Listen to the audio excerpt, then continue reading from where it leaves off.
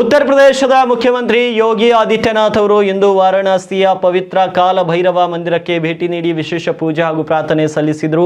2 ದಿನಗಳ ವಾರಾಣಸಿ ಪ್ರವಾಸದಲ್ಲಿರುವಂತಹ ಸಿಎಂ ಬೆಳಗ್ಗೆ ಕಾಶಿಯ ಕೊತ್ವಾಲ್ ಎಂದೇ ಪ್ರಸಿದ್ಧವಾಗಿರುವ ಕಾಲ ಭೈರವನ ದರ್ಶನ ಪಡೆದು ರಾಜ್ಯದ ಸಮೃದ್ಧಿಗಾಗಿ ಸಂಕಲ್ಪ ಮಾಡಿದರು. ದೇವಸ್ಥಾನಕ್ಕೆ ಆಗಮಿಸಿದ ಮುಖ್ಯಮಂತ್ರಿಗಳನ್ನ ಅರ್ಚಕರು ಪೂರ್ಣ ಕುಂಭ ಸ್ವಾಗತದೊಂದಿಗೆ ಬರಮಾಡಿಕೊಂಡರು. ಶಾಸ್ತ್ರೋಕ್ತವಾಗಿ ನಡೆದ ಆರತಿ ಮತ್ತು ಅಭಿಷೇಕದಲ್ಲಿ ಪಾಲ್ಗೊಂಡ ಯೋಗಿ ಆದಿತ್ಯನಾಥ್ ನಂತರ ಕಾಶಿ ವಿಶ್ವನಾಥ ಮಂದಿರಕ್ಕೂ ಭೇಟಿ ನೀಡಿ ಮಹಾದೇವನ ದರ್ಶನವನ್ನ ಪಡೆದರು. ಮಂದಿರದ ಹಾದಿಯಲ್ಲಿ ಸಿಎಂ ಯೋಗಿ ಅವರು ಮಗುವೊಂದಕ್ಕೆ ಚಾಕ್ಲೇಟ್ ನೀಡಿ ಕುಶಲೋಪರಿ ವಿಚಾರಿಸಿದ ಕ್ಷಣ ನೆರೆದಿದ್ದವರ ಗಮನ ಸೆಳೆಯಿತು. ಇನ್ನು ದರ್ಶನದ ಬಳಿಕ ಸ್ಥಳೀಯ ಅಧಿಕಾರಿಗಳೊಂದಿಗೆ ಸಭೆ ನಡೆಸಿದ ಅವರು ವಾರಾಣಸಿಯಲ್ಲಿ ನಡೆಯುತ್ತಿರುವ ವಿವಿಧ ಅಭಿವೃದ್ಧಿ ಕಾಮಗಾರಿಗಳ ಪ್ರಗತಿ ಹಾಗೂ ಕಾನೂನು ಸುವ್ಯವಸ್ಥೆ ಕುರಿತು ಪರಾಮರ್ಶೆ ನಡೆಸಿದರು. ಪ್ರಮುಖವಾಗಿ ಮುಂಬರುವ ವಿವಿಐಪಿ ಭೇಟಿಗಳ ಹಿನ್ನೆಲೆ ಭದ್ರತಾ ವ್ಯವಸ್ಥೆಗಳನ್ನು ಚುರುಕುಗೊಳಿಸುವಂತೆ ಸೂಚನೆ ನೀಡಿದರು. ಈ ಸಂದರ್ಭದಲ್ಲಿ ಸ್ಥಳೀಯ ಜನಪ್ರತಿನಿಧಿಗಳು ಹಾಗೂ ಮಂದಿರದ ಪದಾಧಿಕಾರಿಗಳು ಉಪಸ್ಥಿತರಿದ್ದರು.